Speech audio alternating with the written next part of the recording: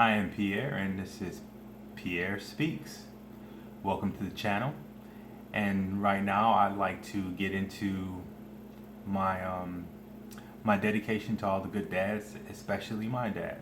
So first, let me say to all my friends, um, all my buddies, my family members, my brother, you know, all these guys I know are good men, good dads, and everything. And I want to say Happy Father's Day, and you guys are much appreciated by me. Not that it has anything to do with me, but I appreciate you being good men to your children and passing on the knowledge to the next generation. I appreciate that, and I love you guys for it.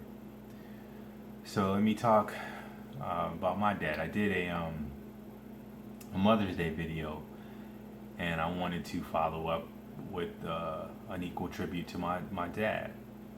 And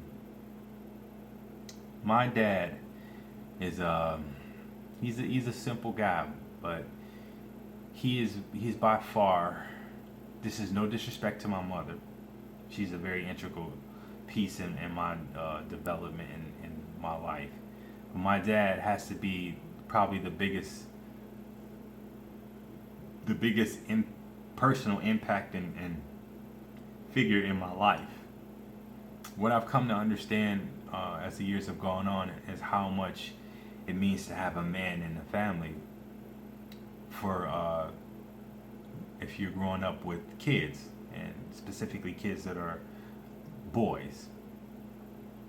I look at all my friends that were around us at the time, and they didn't have, most of them didn't have dads in the house. My brother and I were the only ones who really had a father. And I'm not going to say these guys were bad, but I think my father was a huge buffer to keep us from getting into the same trouble that those guys were getting into. So knowing he was there and he had huge fists, it was something about that kept my ass in line.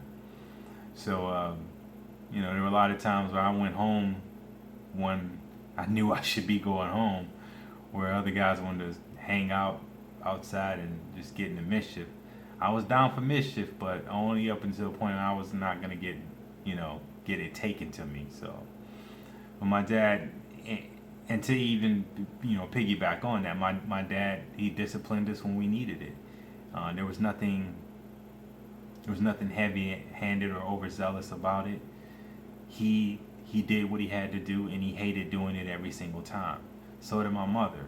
So, when you have that thing like the Adrian Peterson thing that came up last year, it's kind of weird to me, but because I harken back to my childhood years, and I thought, man, I got plenty of whoopings, and I had marks on me sometimes, but the stuff I was getting punished for, I mean, I deserved it, and it kept me out of further trouble. When I was getting whoopings, they weren't always for the same things. Now, I was diverse in my mischief, so, but Pop was, he was there, and he taught us the biggest thing, I think, because I see it in so many men around me, that they don't have the same respect for women that my brother and I do. And that was the thing for me. I saw and I observed my dad and the way he was about his mother and the way he treated my mother. It just came into me. It made sense, and I wanted to be. Every young man wants to be like his father, and that just kind of drove it home for me. So I grew up with the same devoted love from my mother, and feeling like my mother was an angel and all that stuff, and just major respect for women. And I wasn't the guy who was running over women in my life. I mean, I got ran over at some point, but I was the guy who just was always just more understanding. And I know a lot of that has to do with my dad being home. The other stuff is obvious, because a man can be home and not necessarily teach you how to respect women. He can teach you how to be a man. But I think, maybe that does encompass being a man, but that's in there. And my dad he was big on that, and at 43 years old today, I can't thank him enough for doing that, because women need that. They need to know that there are men out there who adore them for being the wonderful people that they are. And it doesn't have anything to do with their body, you know? I can't thank my mother enough for choosing this guy. That's the first thing. I can't thank her enough for choosing him. And I'm so glad that he wasn't one of those dads that I look at all my friends, the type of dad that wasn't there. He was at all of my functions. He was there. He was supportive. He's still supportive. I like to spend as much time with my dad as I possibly can now, and I think about him often. And I remember I had a moment that was really, I've never even told him about it. I had a really compelling moment with my dad, and it just it dawned on me that my dad's not going to be here forever. And that's what the moment was about. It was knowing that my dad was mortal, or realizing that my dad was mortal. So it was, we took a trip over to my grandmother's house, and we were just visiting it. I'm an adult at this time. I'm gonna say I'm in my 20s. So we were just visiting, and we left. And he was driving, and I'm just in the passenger seat, just, whatever.